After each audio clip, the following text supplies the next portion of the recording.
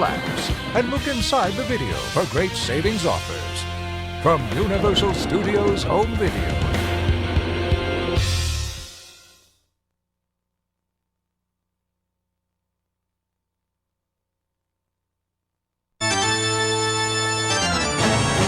Give a hand for Toonsylvania, a spooky, kooky, pukey sort of place. That's Toonsylvania. Shake a leg for Toonsylvania, where every race is a basket case. That's Toonsylvania. In the castle of gloom, high upon the snobby hill, live the stars of the show. In the top so big and fill, so come on by and let us entertain you. You're sure to pop a stitch in Toonsylvania.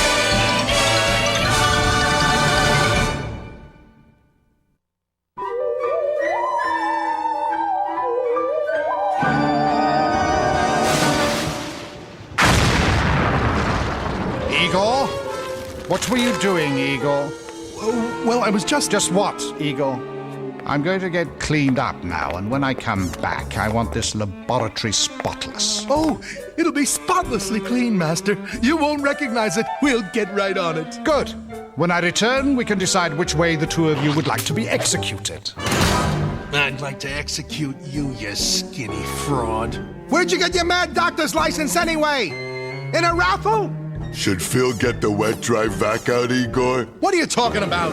We got more important things to do. We do? Like proving once and for all that I'm the genius in this castle. I'm going to create something so brilliant in its scope, so awesome in its capacity, so magnificent in its color, something so big and important and flashy that my name will go down in history as the greatest scientist ever to make the most important single contribution to science since the invention of science. Chicks will dig me. All set, Phil? Phil all set, Igor.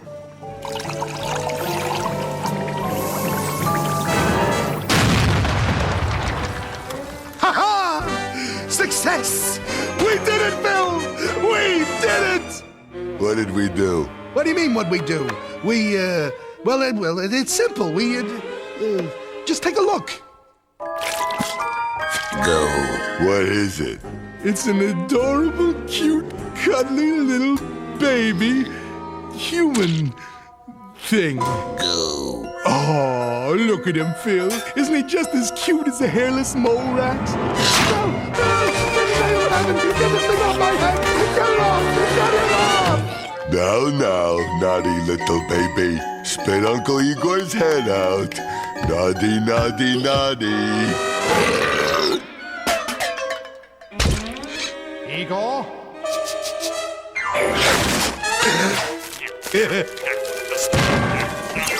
What on earth is this awful racket? Racket? What racket? Phil, did you hear a racket? Now look, I heard some kind of commotion. Oh. Igor, what are you hiding? Hiding? I'm not hiding anything, Master. Igor, did you make something in the lab? Make something? What kind of something? Get it off! What an adorable baby. Oh no. Doc, don't! Coochie coochie coo. Ah, get it off me!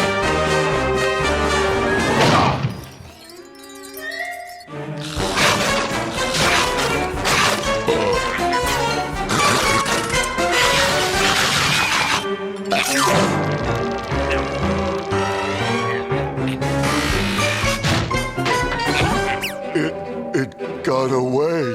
It's loose in the house. We've got to find it. Oh no. It's in the basement. Yes. Well, Igor, off you go. You heard him, Phil. Down you go. Phil's scared of basement. Go on, you big baby. No. Oh, knock it off, you numbskulls. We'll all go down. Igor, you first.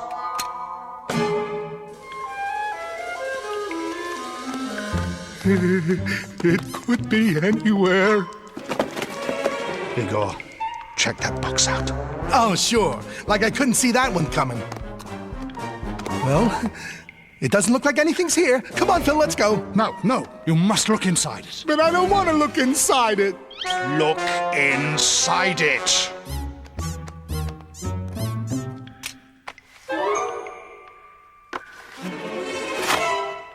There's nothing here, Doc. That is strange. Well, look underneath it then. What? Why are you looking at me like that? Oh, dear. The baby's on my head, isn't it? Where are you going? Don't leave me! Get it off me!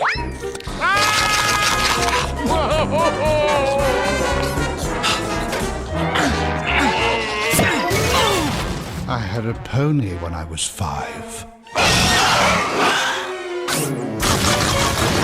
That baby's dynamite. If we're going to catch that baby human, we need some kind of clever plan. How about we blow up the house and run to Brazil? Somehow I don't think Brazil would be far enough, Igor. But blowing up the house seems like the only alternative. That baby must be stopped. Now, all we need to do, Igor, is disconnect the rocket's propulsion initiator so that it will not blast off but will explode instead. Then we'll use these plane tickets to fly to Tierra del Fuego. The bomb will explode and we'll be on a beach in South America. Now, come up and help, Igor. Hey, Phil, bring up the toolbox.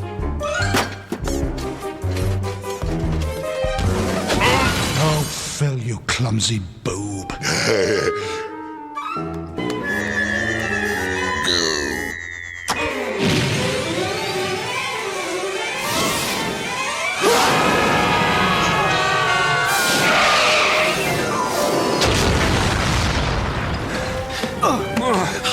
You horrible little hunchback. Look at our beautiful castle. It's practically eaten away.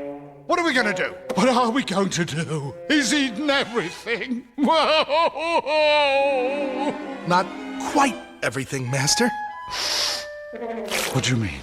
Look, he hasn't eaten the spinach. Uh-oh, baby is back. Back! Back, I say!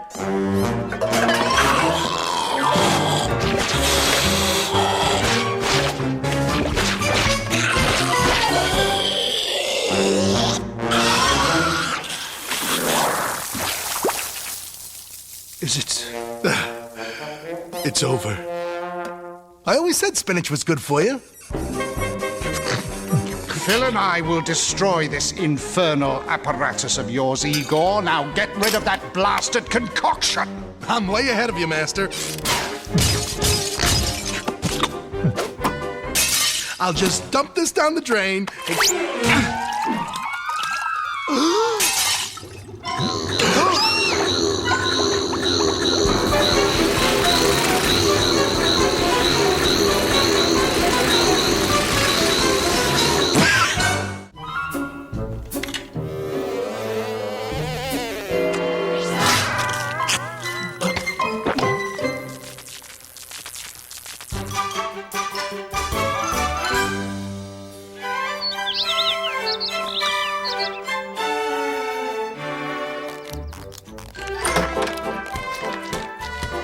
Hi, son.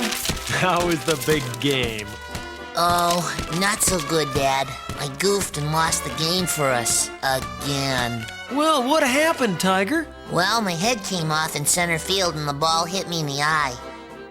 Honey, Fred's got another baseball. I'll get the plunger, dear. Now, don't let it get you down, son. Remember, you're a deadman, and you can't keep a deadman down. Okay, my little baseball star. Where's that ball? Oh, same eye as last time. You know, son, it's not the winning that matters. It's the participating in the playing and the building of the bridges that make up the people that we become when the game is over and we have to leave the park and try to remember where we parked the car. And sometimes we're so busy looking for that car that we just don't stop to notice that we've wandered right past the roses and into oncoming traffic. It's only later that we realize we could have stopped to smell those roses. Instead, there you are, in the street with a big truck tire in your mouth. So, try to keep that in mind, will you, son? There now. That make you feel better? Sure thing, Dad. Got it. Well, I think I'll change and take Frisky out for a romp in the park. Good idea, son. I wish I could join you, but I gotta get these papers stamped.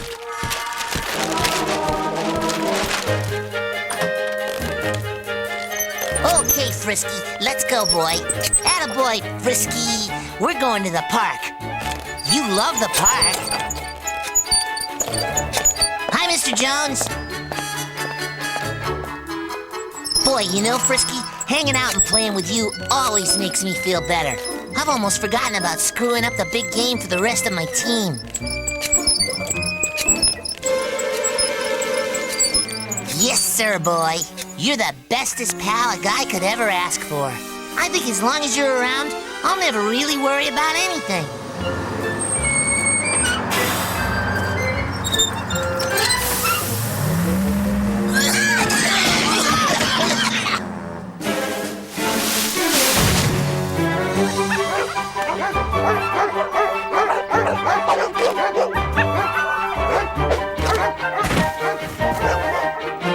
Well, here we are.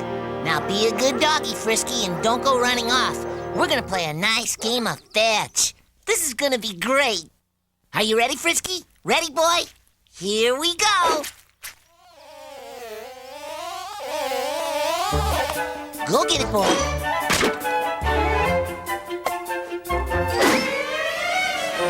Ready, boy? Here we go. Go get it, boy.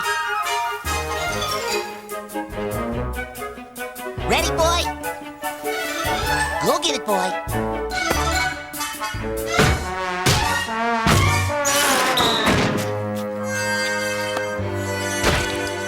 Come on, boy. Bring me the ball. Bring me the ball. Come on, boy. Bring me the ball. Come on. Come, boy. Drop it. Come on. Give me the ball. Good boy. Get ready, Frisky. Here it comes.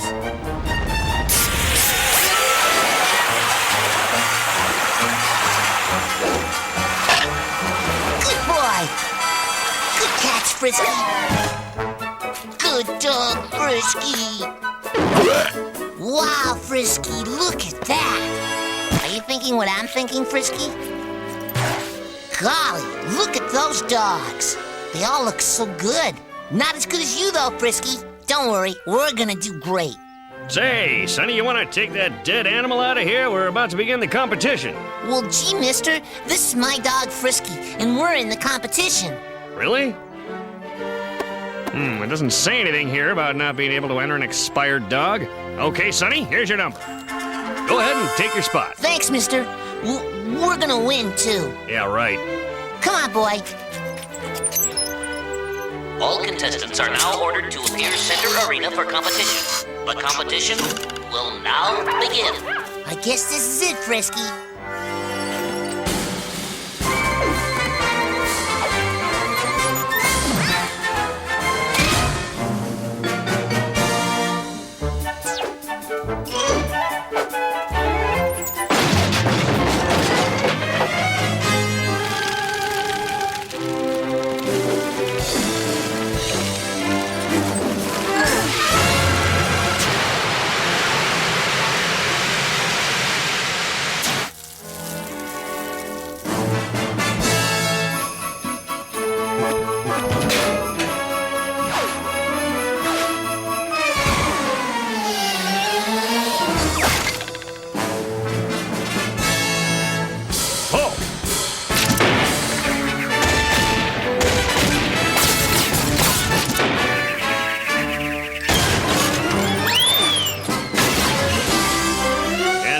Final part of this great competition. I will now ask the owners to walk across the field from their dogs, and I will give the stay command. This final event will be worth 100 points.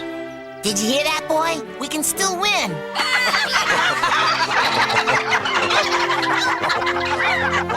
Stay.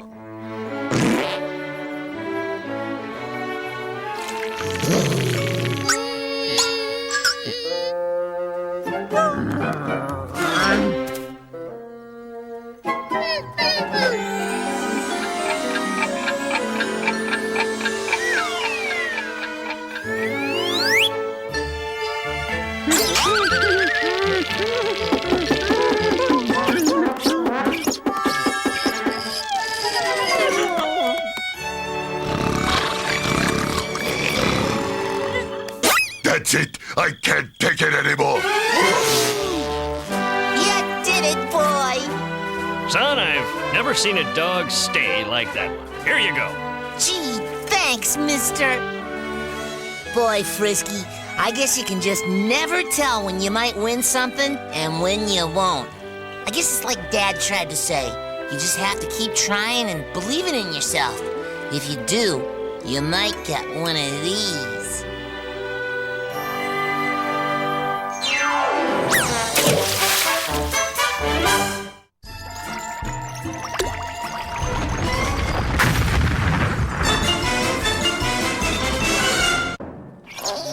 Babysitting. One of the most dangerous and, frankly, degrading occupations plaguing man since the dawn of time. But now, with the miracle of cloning, I'm about to solve these problems by giving Phil a permanent playmate. Himself.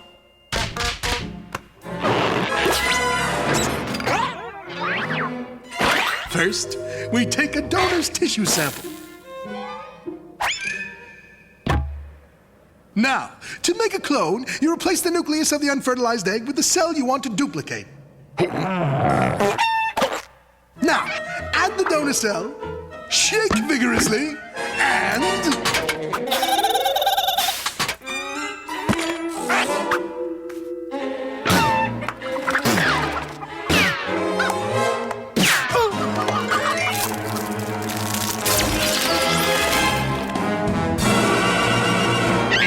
Fade out!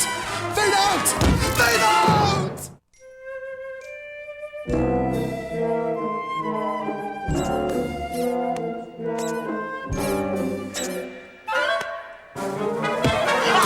And what are you doing out of bed?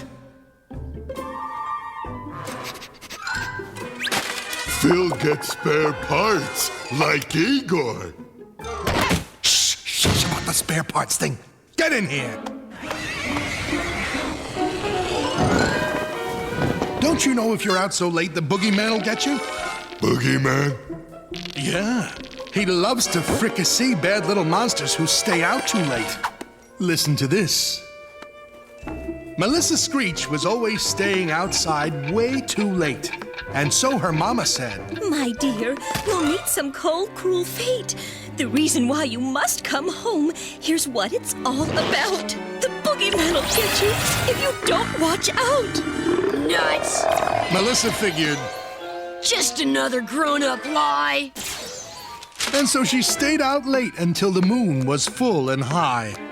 And all the cows had all come home. The street was dark and eerie. Melissa walked back to her house while peeking round real leery.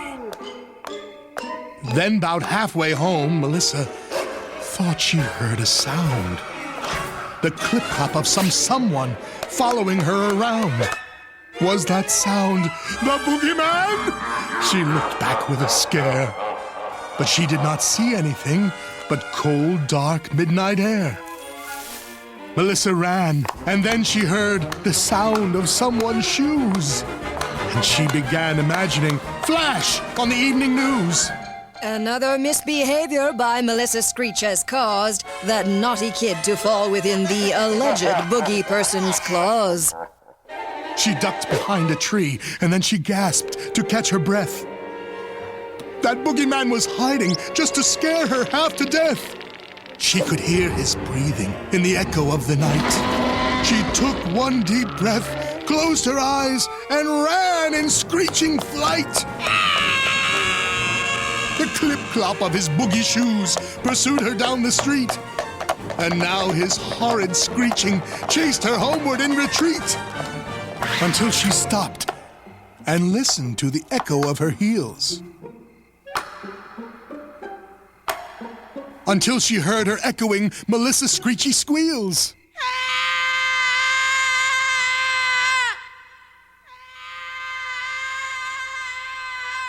Phew! I only scared myself. She scowled. With my own shoes and screeches. That's the last time I'll believe the bunk my mama teaches. She stomped on home without a fear, as bold as brass can be. Until the boogeyman leapt out and hauled her off with glee.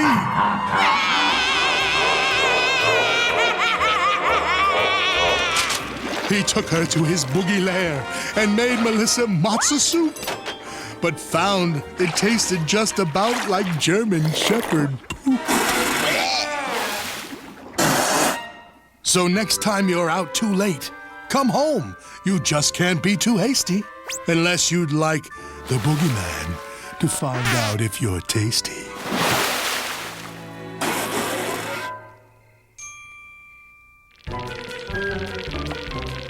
There. How does that ending grab you?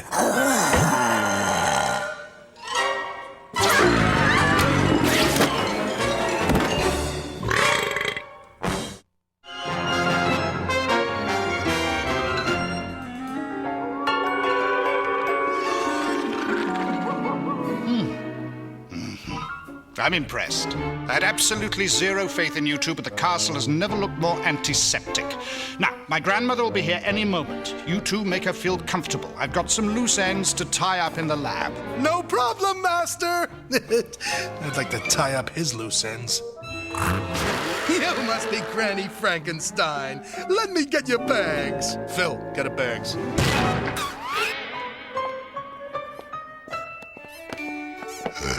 Let me get your coat. Oh, why, thank you, Sonny.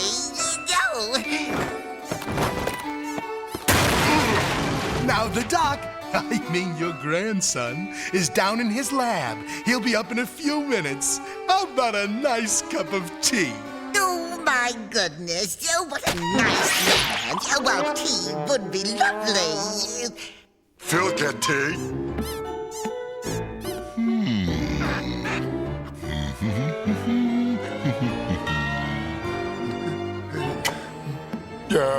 W-O-L-F-B-A-N-E. Tea. There you go. Perhaps a little music to entertain you while you're waiting for your grandson. I'll play a record.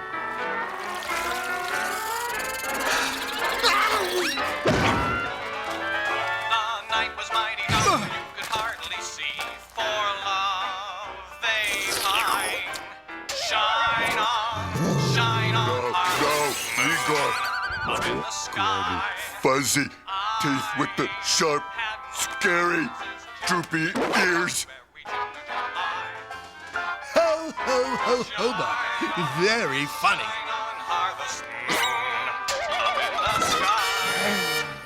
What the?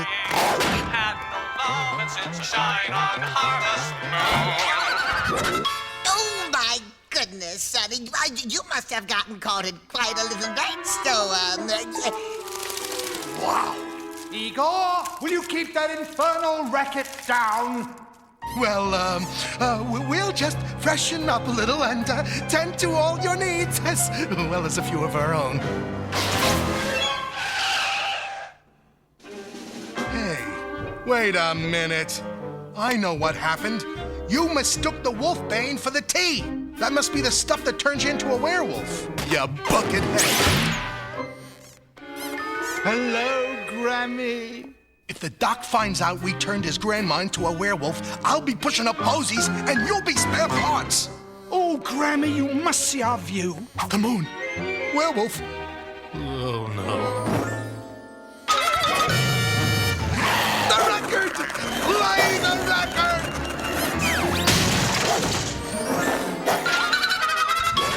Oh, well, you're a little old to be rocked to sleepy. Igor, get off Granny's lap. Well, I'm feeling a bit peckish. How about a nice snack? Granny always did have a sweet tooth. Yeah, and I think I found it. I exclaimed. Curses, I've dropped my napkin. So, Phil, do we have anything in there to snack on? Granny's getting hungry. Yeah, but Igor not gonna like it. We got mooncakes.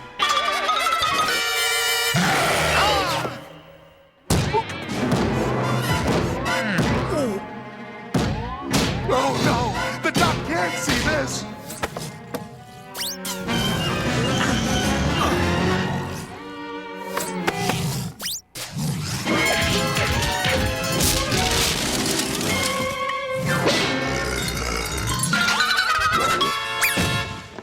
My, that napkin recovery was a lengthy process.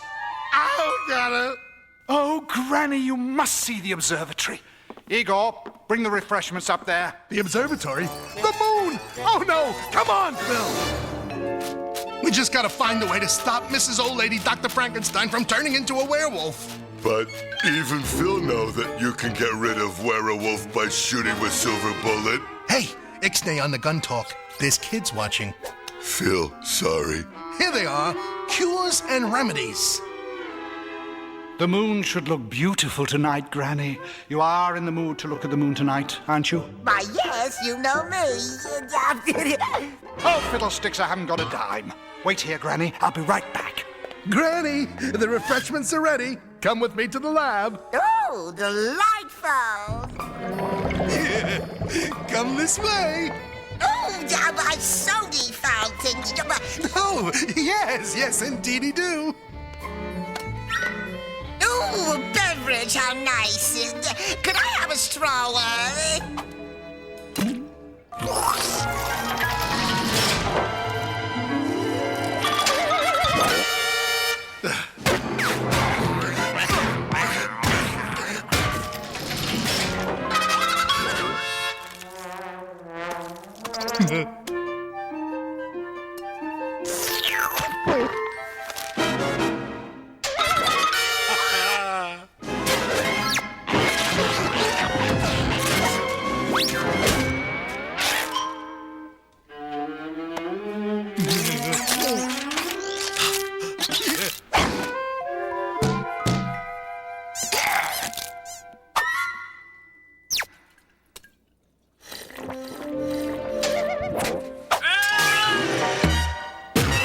Okay, I guess I got about 6 more hours of this.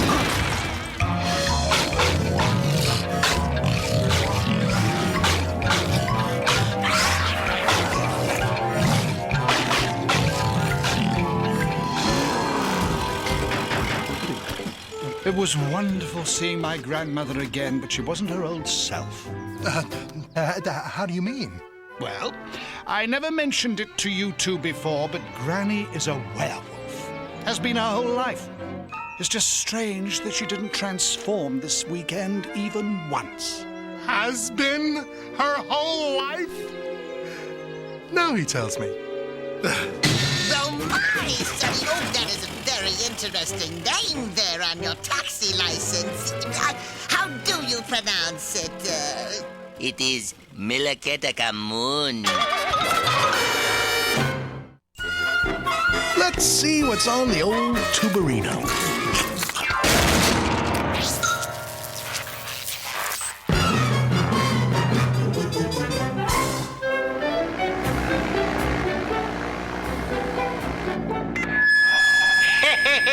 Good afternoon, ladies and gentlemen. Hey, I'll tell you something. We've begun our fabulous descent to the beautiful island paradise of Spago. Isn't that wonderful? Yeah, where the current temperature is a pleasant 104 degrees and the humidity is a balmy 156%. You know, on behalf of Bamboo Airways, I'd like to thank you for taking a chance with us. Whoa, thank you so much. Hey, whoa, what's that blinking?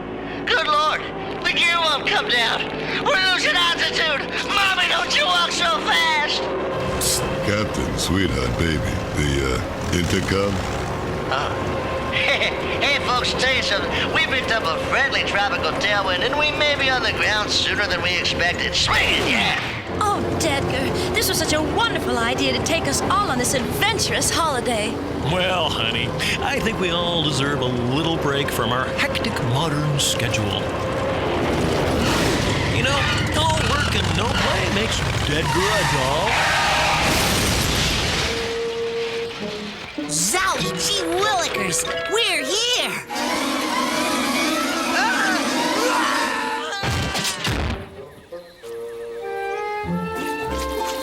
Flim Flam Manitoba Canada.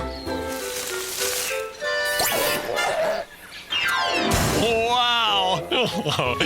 Hey, honey, I may just go native, as it were. Honey, there's the bus to the hotel. Shall we get on? No way, honey. We're here to explore. We're gonna get our own car. Well, okay.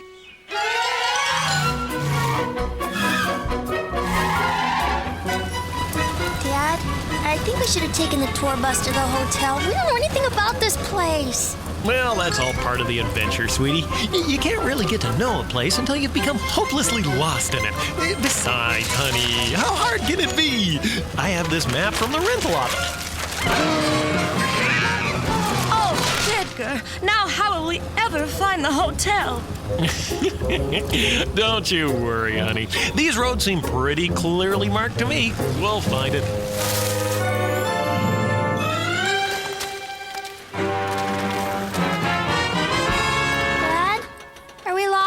We are not lost. Whatever gave you a crazy, nutty idea like that? The hotel is probably just down this little hill.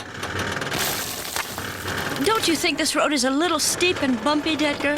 Relax, honey. It's a rental!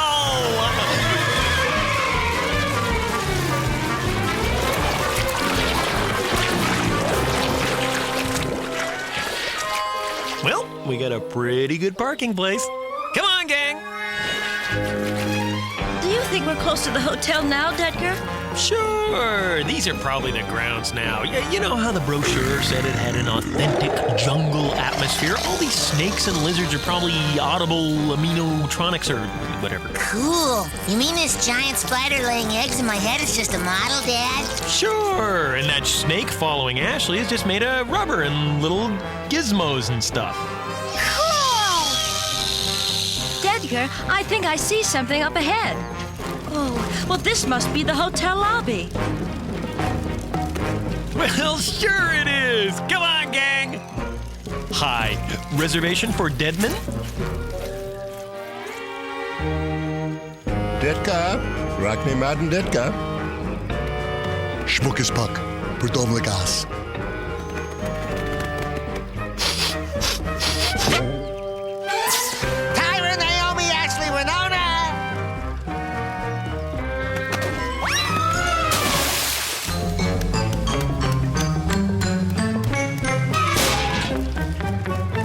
What's this, Mom?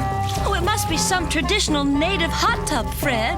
Well, don't you think we should check in first, honey? I think they want to put on a show for us first. Say, this is nice. Oh, look. Here come the appetizers. I feel like a real native. Boy, they really go all out with the mealtime entertainment, don't they? Khomeini Gaddafi. Yokoano.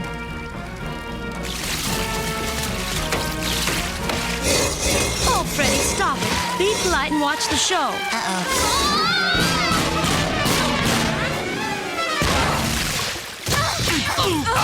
Oh, darn it! Not again.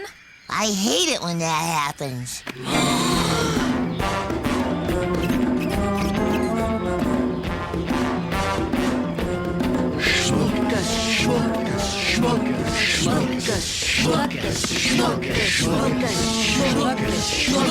Oh, come on, kids. Let's pull ourselves together now. Aloha. Oh, my goodness. These are just beautiful. Thank you. Wow, they look so real. We must be the 1 millionth customer or something, Dad. Aw, jeepers creepers, honey. Look at the time. What time is it, Edgar? It's nearly past 3. Didn't you want to take the tour of the poi factory? Oh, my gosh. That's right. Oh, I've just got to find out what the heck poi is and how it's made. Well, we better scoot. Aw, gee, Dad, the show's not over yet. Now, come on, son. We're gonna find out what poi is, once and for all. Let's just quietly sneak away so they don't think we're being rude.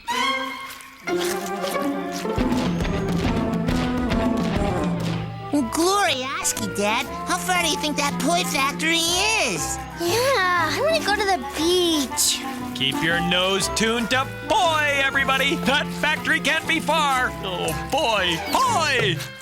Hello, sir. Could you tell us where the poi factory is? Like a big loogie. Schmookus, baby. Lots of frappuccino. Lots of frappuccino! Edgar, this looks like the strangest place for a poi factory. I think he misunderstood me, Honey Bunchski. This looks more like the Sunset Dinner Cruise. Well, if this is the dinner cruise, I wish they'd hurry out and serve us. Yeah, I'm hungry. But kids, just take a look at that sunset! Oh, what a great idea this trip was, Dedgar. Yeah, thanks for taking us, Dad. Well, you're all certainly welcome. I just wish times like this could go on and on and on.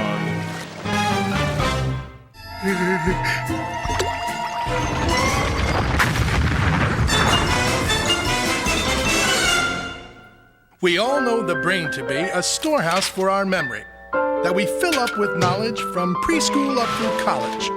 But there are some who take for granted what the doc and me implanted. So to he who would ill use it, I say, use the thing or lose it. 'Cause where would you be without a cerebrum? You'd have no way to share your thoughts and nowhere left to keep 'em. Lose the cerebellum and lose coordination. Disconnect the brainstem and you'd have no respiration. The fornix and the pons and the corpus callosum, the thalamus and ventricles, just yank 'em out and toss 'em. It's no big deal, I dare say, to leave Phil's brain in disarray. He never used it anyway. After we've done with the gratuitous abuse, we've emptied out Phil's head, but we'll put it to good use. I'll fertilize his cranium and plant me a geranium, 'cause the most important part of all my banter is Phil made a lousy monster, but he'll make a dandy planter.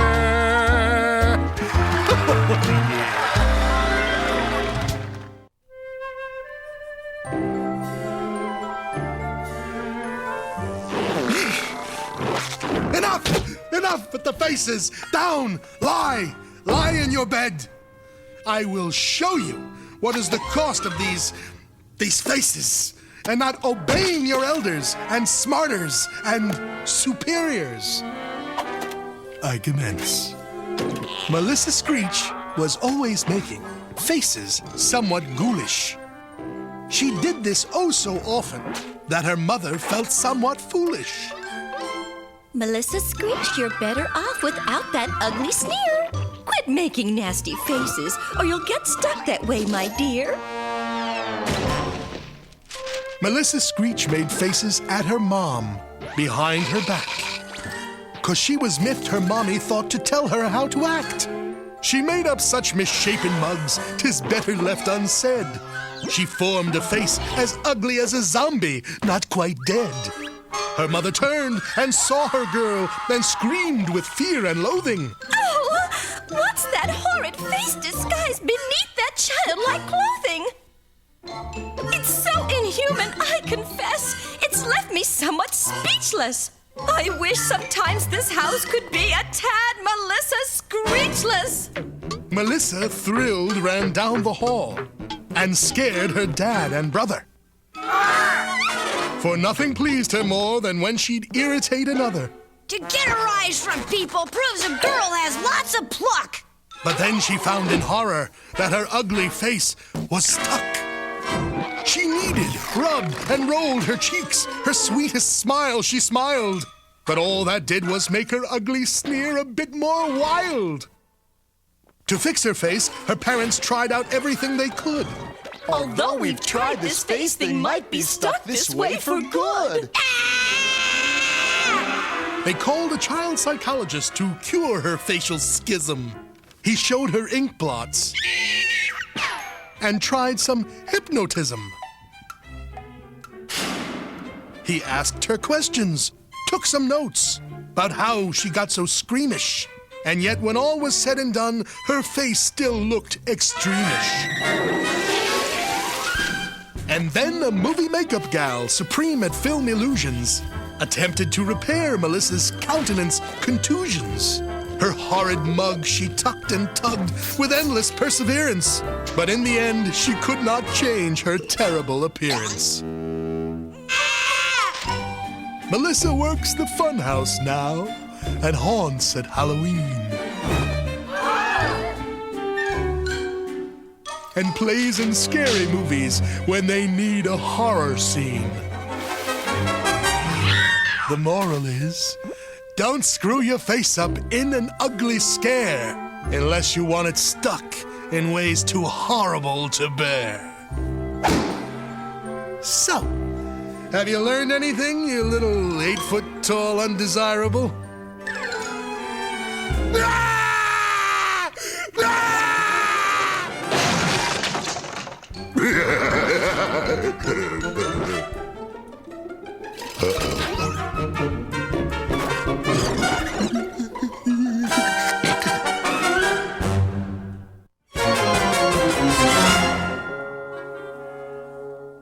What is going on here?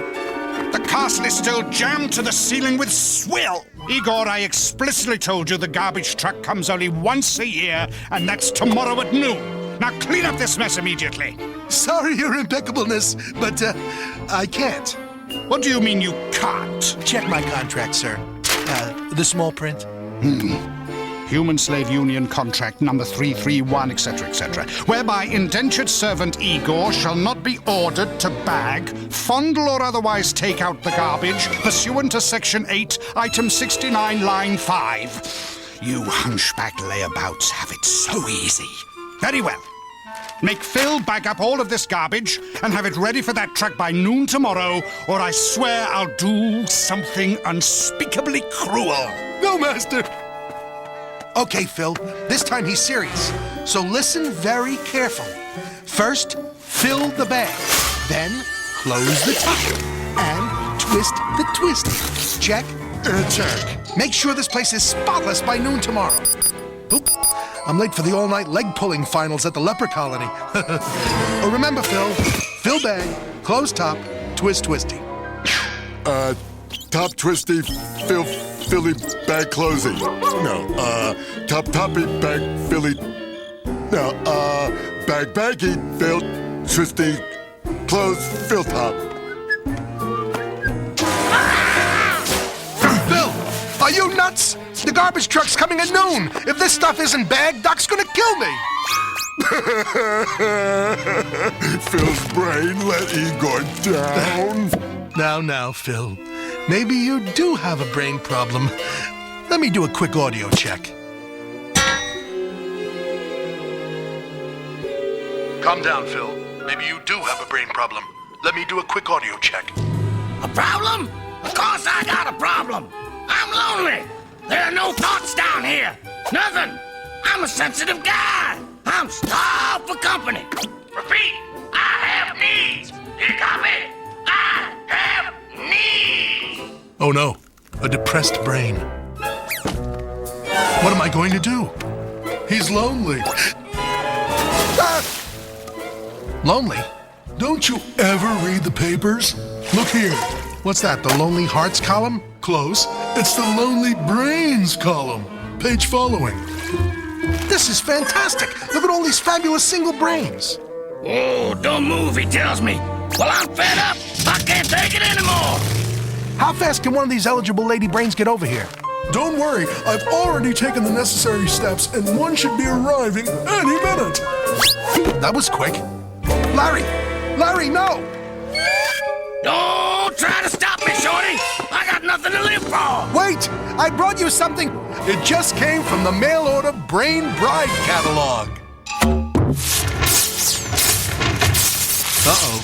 Ah! She's beautiful. You're cute, too. Larry Cortex and Cerebellum, I now pronounce you Brain and Bride.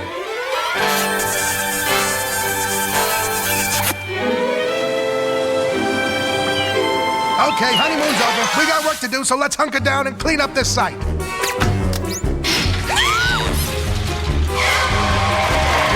Honey, what's the big idea? You keep out of this, Larry. Uh-oh. Listen up, Cubo. Larry's a married man now. He's got responsibilities, like redecorating the living room and fixing up our lawn. Come, dear. I've got a list of things to do to make our little love nest the most adorable skull in the neighborhood. Yes, dear. Wait a minute. Not so fast. A deal's a deal, see? A deal.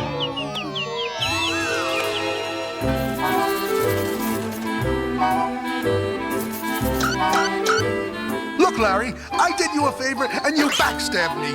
It's against my contract to take out the trash. Give me a break. It's the only menial task my contract gets me out of. You gotta help me. We only got till noon to clean up this place. Yeah, well, I'm married. And if I'm not a responsible husband, she might leave me. Pal, I completely understand. And to show you how I commiserate, let me take you out on the town. It's on me. I don't know. Sarah might not like it. You put in a hard day's work, didn't you? Yeah, but... Then don't be a wimp. Assert your masculinity. Be the lord of your skull. Trust me.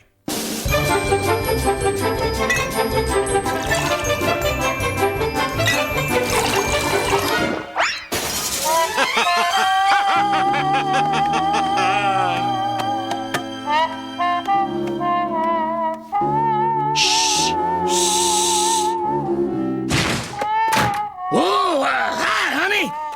Igor and I, we just went out for a little R&R, and... R&R my hypothalamus, you chiseler! I know very well where you've been.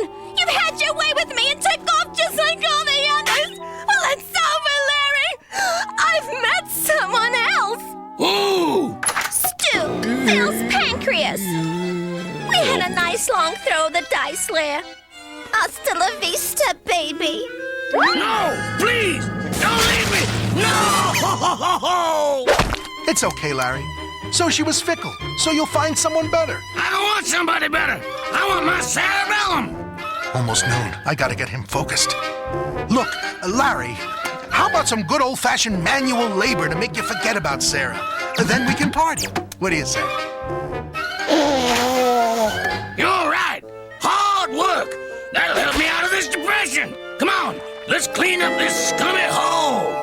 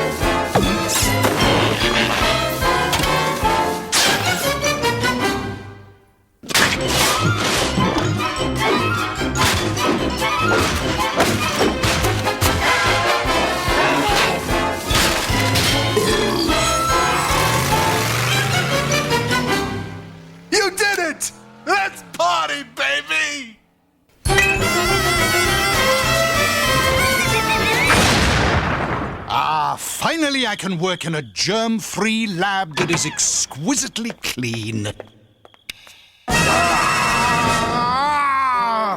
Doc? Let me explain.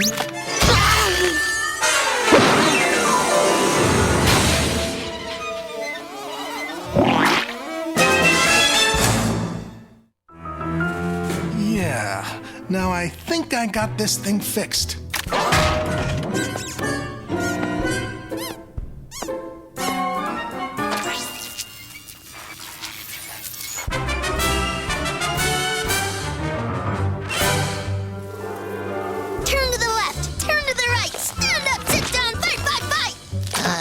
Football. I'm never gonna get to play.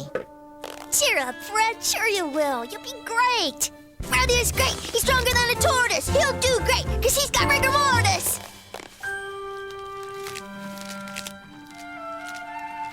What's wrong, son? Oh, it's no use, Dad. The coach won't ever put me in. And tomorrow's the big game. Sure he will, son. And you'll do just fine. Don't give up. Remember, it's always darkest before the dawn. Oh, I'm sure they'll put you in tomorrow, son. Oh, then you can show them what a great player you really are. Really, Mom? You think so? Absolutely, son. If there's one thing our family's proven, it's that you can't keep a dead man down.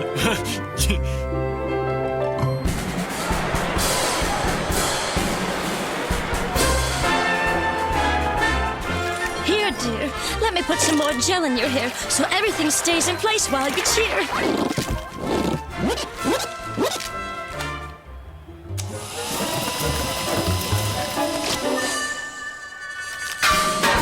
Oh, I think that's dry enough, dear. Enjoy yourself. Okay, Mom.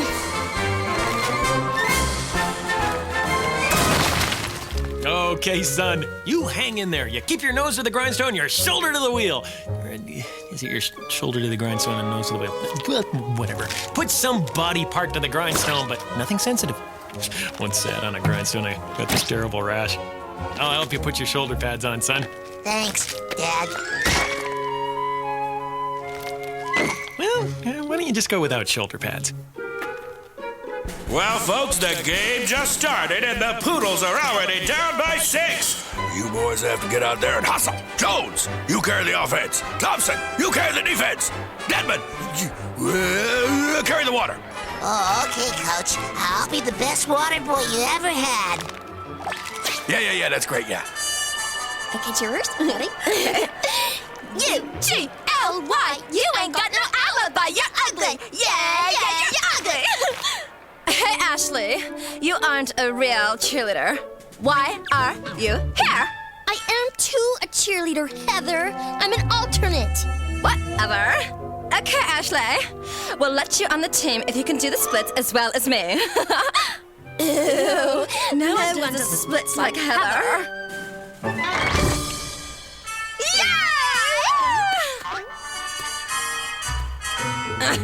Well, your turn, alternate. Hey,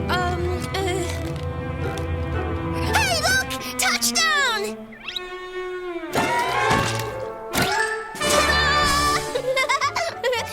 Ooh. Right down the middle. Water! Here you go, Moose.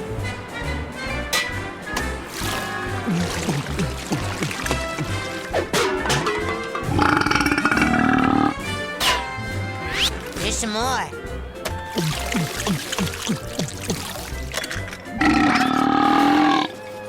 Here's some more. Oops. Oh, Dedgar, I can't see a thing. Oh, what's going on? Hang on. I'll just take a look. Uh-oh, I think we're losing. Fred hasn't been put in yet either. Coach, come on, put a dead man in there, will ya? Yeah, hey, dead man. Yeah, bring us some lizard aid. Yeah. Okay.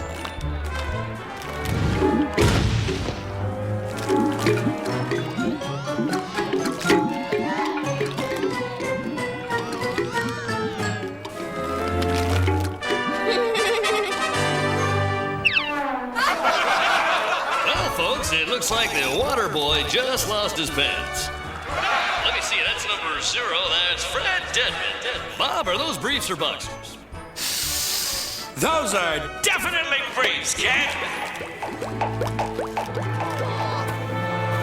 We're getting murdered out there. Okay, Ashley, we have too many girls. You sit on the bench and watch us do a cheer.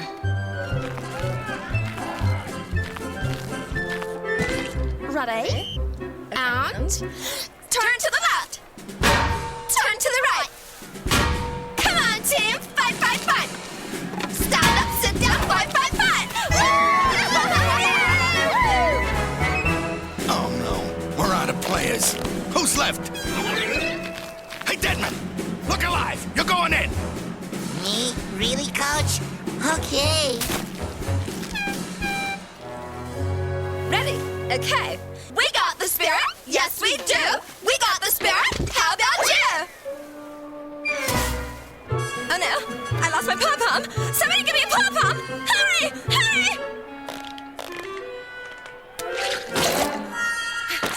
We got the spirit. Yes, we do. We got the spirit. How about you? Okay, we are 6 points down. Johnson's hurt and Jones is on the sidelines. Who am I going to give it to? Give it to the geek, man. They'll never go after him and hurt him. No. We are giving you the ball. Me? Hike! Dedman, run, dude!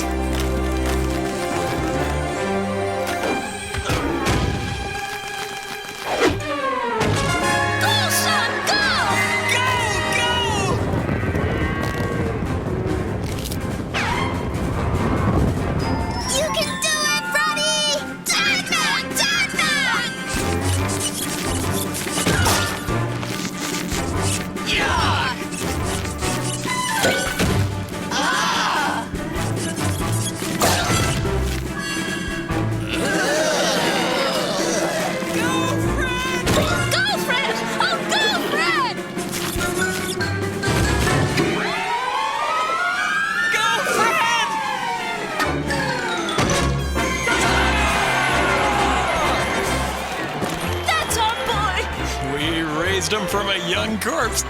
Dad man, Ted man.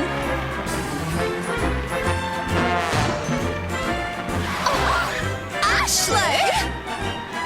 Ashley, your brother won the game!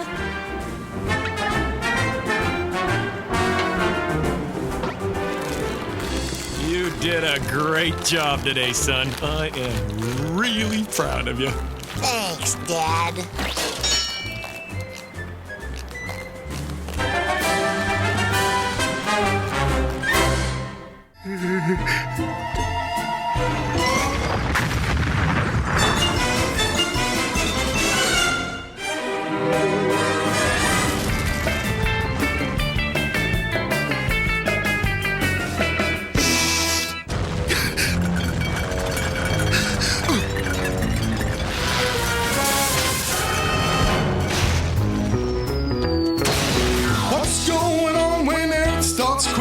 What's going down when the ground starts shaking? My furniture's rocking, my dishes are breaking. I got all shook up doing the earthquake boogie.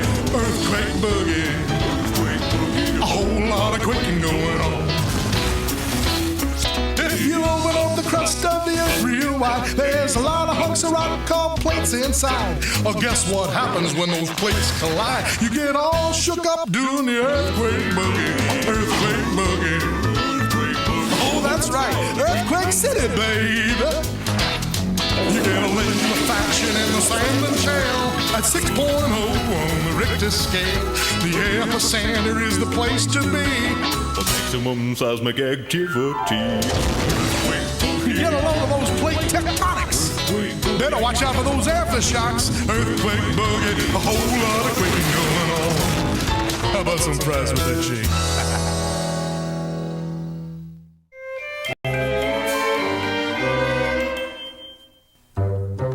What you doing, Phil? Phil make book report on Columbus. Columbus proved world round. Phil, the world's flat, not round. Let me tell you the real story of Columbus. My name is called Melissa Screech. At school, I'm quite a terror. They force me to learn boring junk like history and such, so I rewrite my lessons with a bold Melissa touch. We studied Chris Columbus when he sailed across the ocean. He tried to prove the world was round or some such who cares notion. The world is flat. On that you can depend. And if we sail too far, we know we'll sail right off the end. Shut up with your face, Melissa Screech. You'll wreck the history lesson. We tied up Captain Chris, and then we made him walk the plank.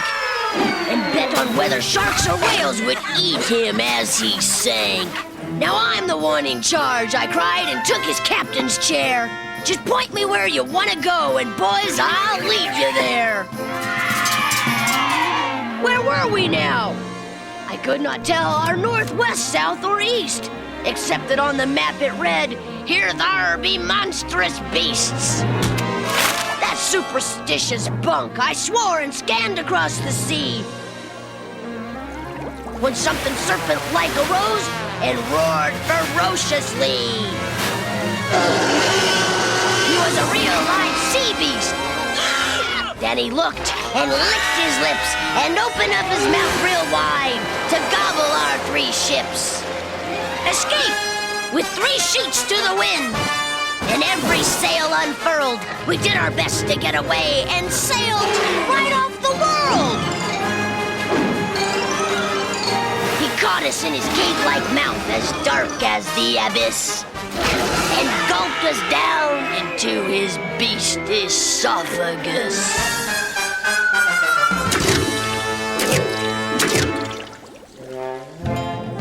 Inside him, we found Captain Chris, who yelled at me, deranged.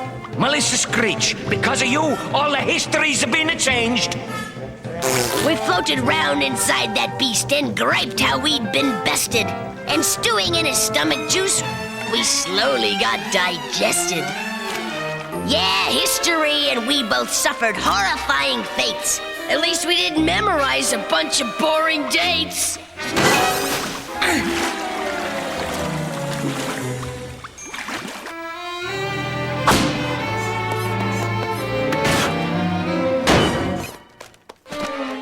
flat. Monsters at edge of world. Columbus sail off edge. Everybody knows the world's round, and there's no monsters on the edge either. Igor, smart.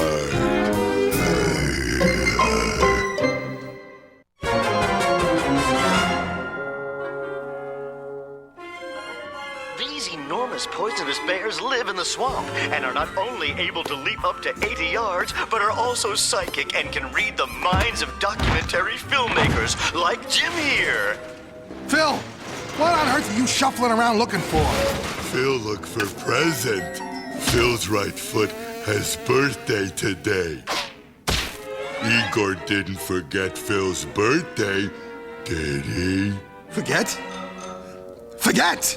You think I forgot your birthday? Of all the nerve! If you think that I forgot your birthday, then you're just one of those people who thinks that somebody forgot their birthday. Go! Phil, sorry. I suppose you want your present now, don't you? Birthday boy. Well, yeah. Where is it? Well, it's right in the other room. I'll just go get it.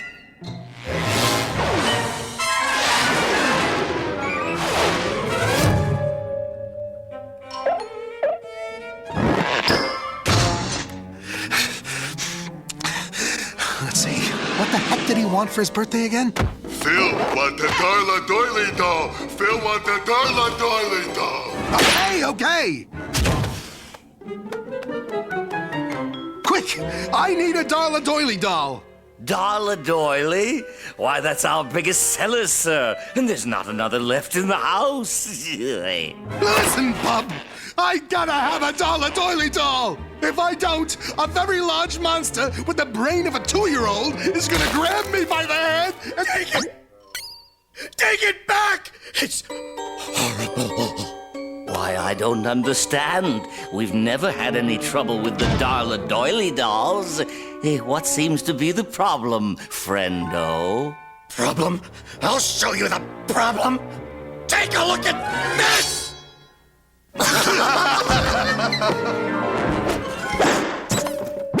Well, it seems to be your lucky day, sir. All right. How much? $7 million. Why, you... Here you go, Phil. You big blue birthday boy.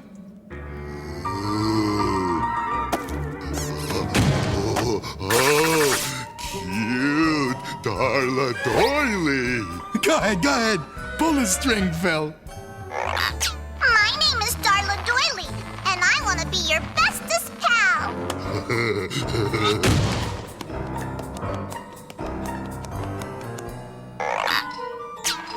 My name is Darla Doily, and I want to cut off your head. Hey, Dolly said something mean to Phil. Don't bother me. Martha Stewart is on. I'm learning how to make attractive napkin rings out of leftover chipmunk parts.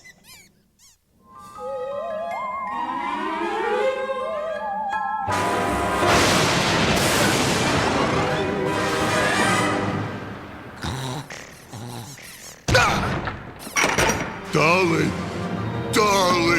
bad Dolly after Phil. You gotta be kidding me! The dolly can't be after you! The dolly isn't alive, you big baby! Now go back to your room! I'm Darla Doily, and I'm going to make you into sausages!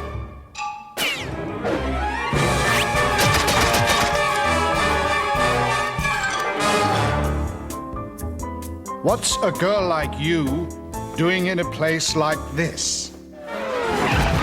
What are you two dimwits doing under my bed? The doll master! The Darla Doily doll! She's evil! Igor and Phil sleeping here with Doc? Darla Doily will mince us! Well then, off you go!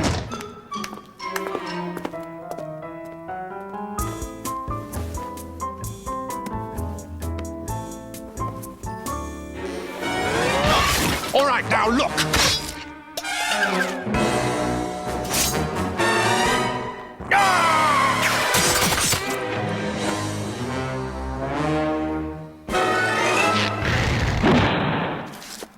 I'm Darla Doily, and that wasn't very nice at all.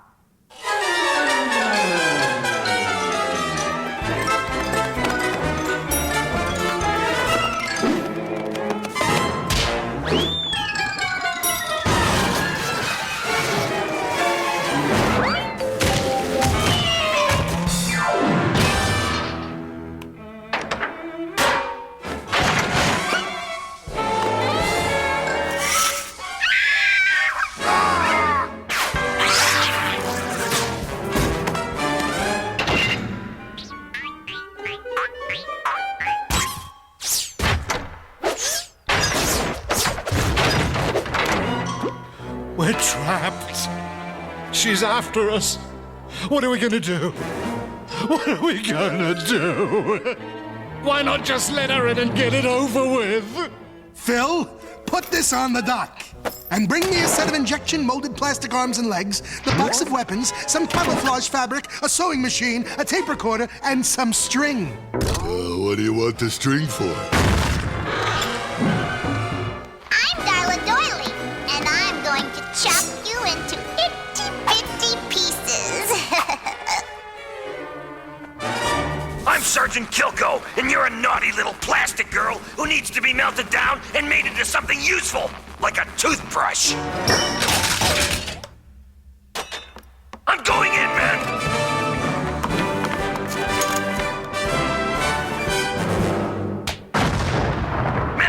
Men! I've been hit! No! Stay back, men! It's a trap!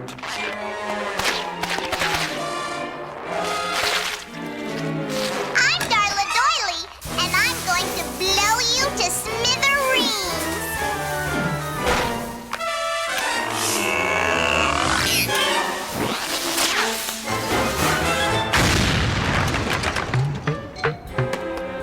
I'm Darla Doily, and this wasn't supposed to happen.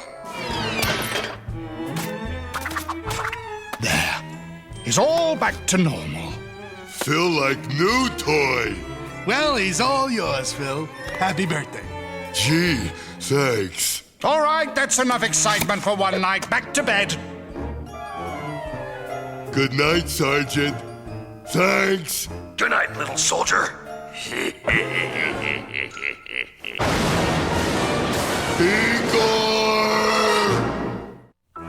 Yeah, now I think I got this thing fixed.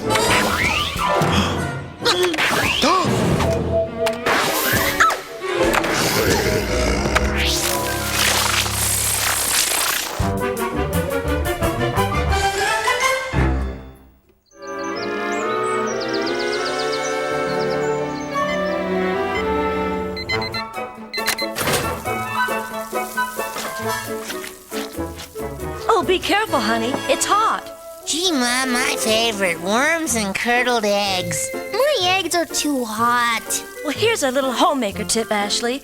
The wrist is very sensitive to temperature. There.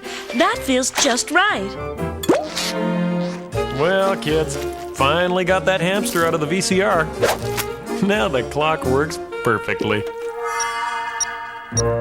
Oh, honey, you're such a Mr. Fix-It. Thanks, dear. But I have an intuition that everything is gonna work out perfectly tonight. You see, I had a strange precognitive dream that tonight is going to be a very special night. Snuffleupagus is that?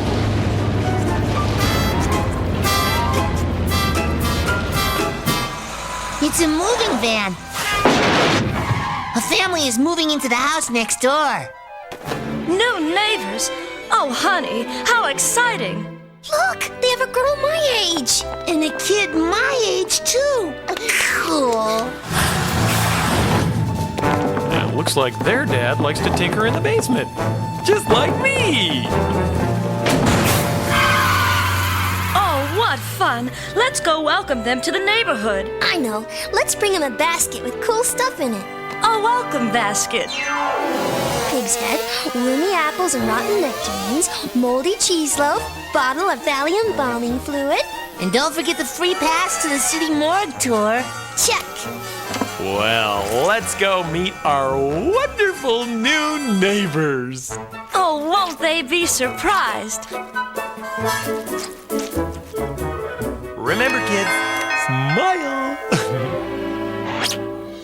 Yes, can I help?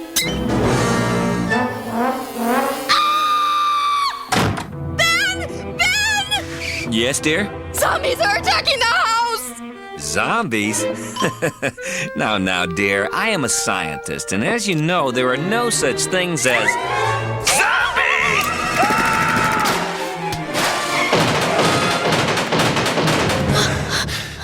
Well, I guess they're still doing construction on the front door. Let's take a peek inside and make sure everything's hunky-dory.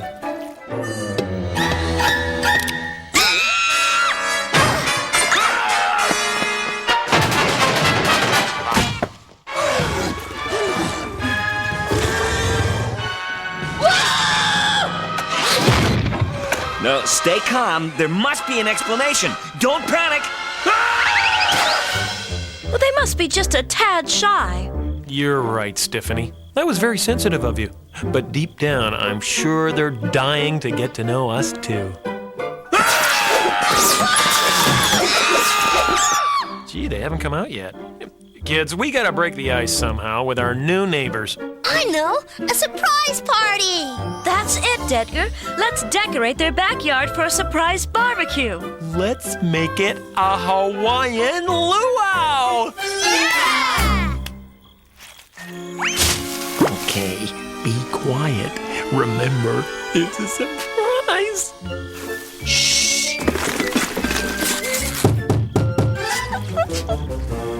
Who's there? Surprise! Welcome, neighbors! Did you say neighbors? Dedgar Deadman from next door. And welcome to the neighborhood. Mrs. Stephanie, Ashley, and Fred. What's your name? Dr. Ben Banff. This is my wife, Betsy, and my kids, Biff and Bunny.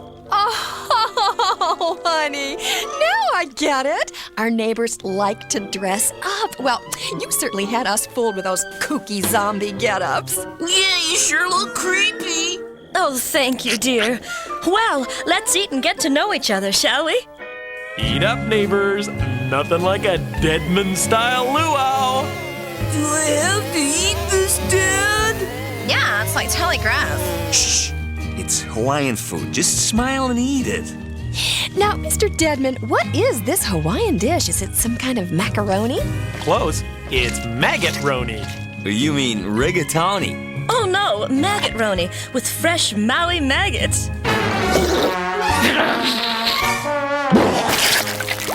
Oh, dear. Why are they spitting out their maggot-roni?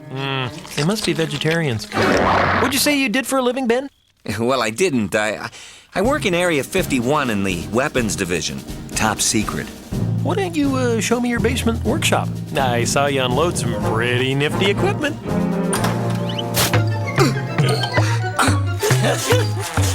No! Don't go down there.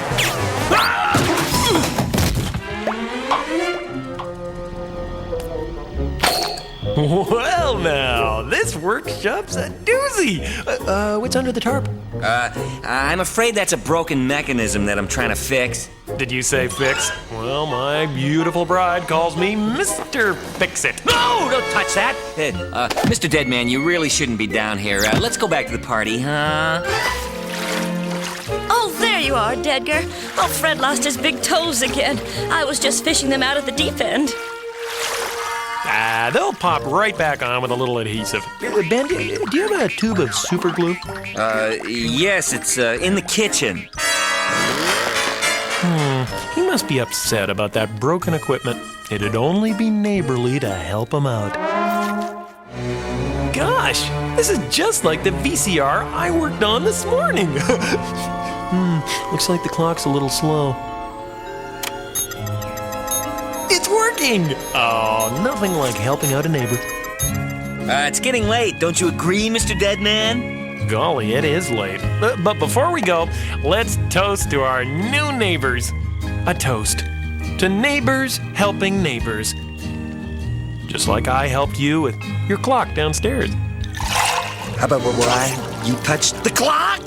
Yeah, and it got ticking right away. It works great.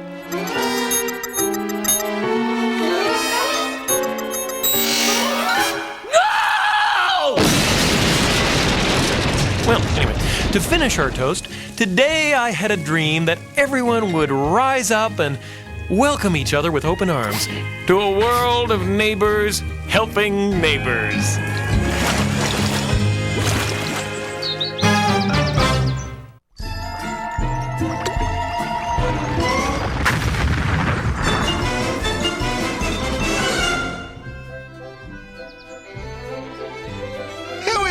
Paris, where gravity was invented.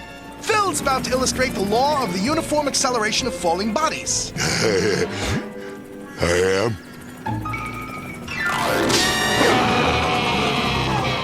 This law says that two objects always fall at the same rate no matter how differently they weigh. You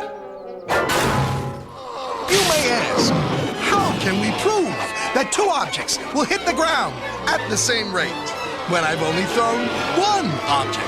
An insurmountable obstacle to lesser minds? An opportunity to Igor.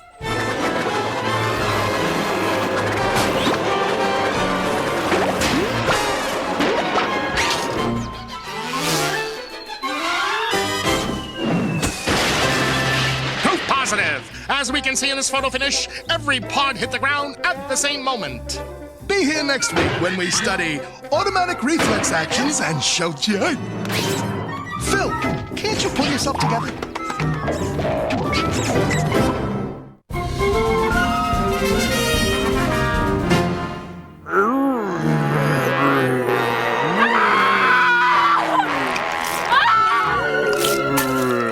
Now, Phil, don't you dare touch this button while I'm getting more popcorn. I'm watching you, Phil. Hello, boys and girls. It's Bunny Wunny, honey. Here to bring joy for all the little children. You wretch! Caught you, didn't I? Didn't I warn you? Sorry, Phil. I tried to help you out, but now you're gonna have to suffer the consequences. What consequences? Consequences! Like our nasty little nudge Melissa Screech suffered in this story. I commence. Melissa Screech went with her class to space camp on vacation. She crowed, "It's time for my own brand of space-type exploration." The teachers toured the children round in well-behaving bunches and warned them not to wander off or else they'd miss their lunches. Melissa, meanwhile, snuck off, seeking astronaut adventure without regard for how her reckless act might lead to censure. She slipped inside a rocket ship and strapped into the cockpit.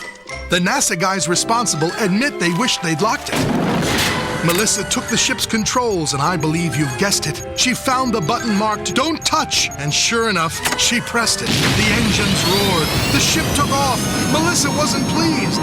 To feel my face get flattened by the force of 50 G's. She crashed upon Andromeda, her heart in terror beating. Till aliens embraced her with this close encounter greeting. Ambassador from Earth, to meet you is delightful. Allow us all to welcome you with protocol politeful. Melissa screeched out any chance for peace right at its birth. You ugly pig-nosed aliens, just send me back to Earth!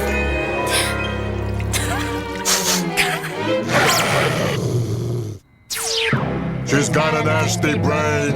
She's mean. She's got a nasty face. Her manners stink. It makes you think she's from some not nice place. Yipes. The king imagined. A whole planet full of her, with all her nasty mouthing off. That's not what we'd prefer. Your Majesty. His chancellor said, "We all believe they're staging the probable beginning of a human being invasion." And so all good Andromedans decided to attack and stop those Earth Melissa screeches before they got on track.